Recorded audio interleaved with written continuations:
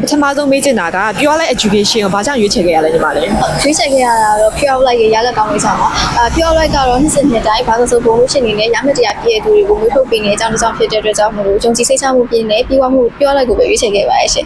ပြီးလို့အဓိကကတော့ဒီဆရာကြီးဆရာမကြီးတွေပေါ်မှာထားရှိယုံကြည်မှုပေါ့နော်ညီမနေရလဲဒီလိုမျိုးစီးစနစ်တကျတင်ကြားမှုနဲ့အတူတူအကုန်သိခါရှိအောင်မြင်မှုလိုလားတဲ့အတွက်ကြောင့် pure like ကိုပဲရွေးချယ်ခဲ့ပါတယ်ကိုယ်တိုင်တကယ်တက်တဲ့အခါမှာဆိုလို့ရှိရင်လည်းကိုမျိုးလေးထားတဲ့အတွက်ပုံမှာအများကြီးပိုကောင်းနေတာပဲတွေ့ရပါတယ်ရှင်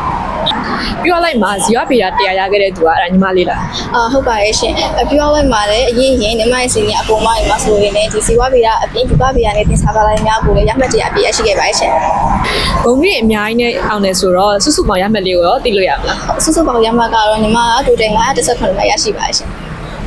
ဘယ်လိုမျိုးရမှတ်တရားရအောင်စူးစမ်းခဲ့ရလဲဟုတ်စူးစမ်းတာတော့ကိုယ့်ရဲ့စူးစမ်းမှုကလည်းအရေးကြီးပြီပဲစူးစမ်းတိုင်းလည်းမရနိုင်ပါဘူးပေါ့နော်အဓိကကဒီစူးစမ်းရဲ့သူနောက်မှာဖွင့်ပတ်ဖို့ပြင်မဲ့ဆရာကြီးဆရာမကြီးများလည်းမိဘတွေလည်းအရင်အရေးပါပါတယ်ကိုယ့်ရဲ့စူးစမ်းမှုနဲ့အတူဆရာဆရာမရဲ့ပံ့ပိုးမှုနဲ့ဆိုတော့ကျင်းစီပါအောင်မြင်မှုရရှိနိုင်ပါပါရှင်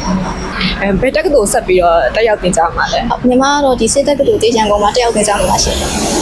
အဲ့ဆိုညီမလေးကထူးထူးဆရာဝန်လုပ်မှာပေါ့အဲ့ဒါတော့ညီမအနေနဲ့အခုချိန်မှာမပြောတတ်သေးပါဘူးဒါပေမဲ့ညီမကတော့ဒီစီးပွားရေးကိုကတင်ပေးဆရာဝန်ကောင်းတစ်ယောက်ဖြစ်ဖို့အတွက်အတန်းနိုင်ဆုံးဆက်လက်ကြိုးစားသွားမှာပါရှင်နောက်တက်မဲ့ကျောင်းသားကျောင်းသူတွေရောဘယ်လို message လေးများပေးချင်လဲနောက်တက်မဲ့ဒီလင်းမာလေးကိုဆိုလို့ရှိရင်တော့ပုဂ္ဂိုလ်ယုံကြည်မှုထားပြီးတော့ဒီမန်ချက်ကြီးထားပါပြီးတော့စဉ်ဆက်မပြတ်လေးလာတည်ဝင်နေပါလို့ပြောချင်ပါတယ်အဓိကတော့ဒီ pure white ရဲ့လမ်းညွှန်မှုတွေကိုသိချလိုက်နာပြီးတော့အပြည့်အဝယုံကြည်မှုထားမယ်ဆိုတော့ဒီလင်းမာလေးကိုလည်းအကျဉ်းသေးပါအောင်မြင်ပါပါရှင်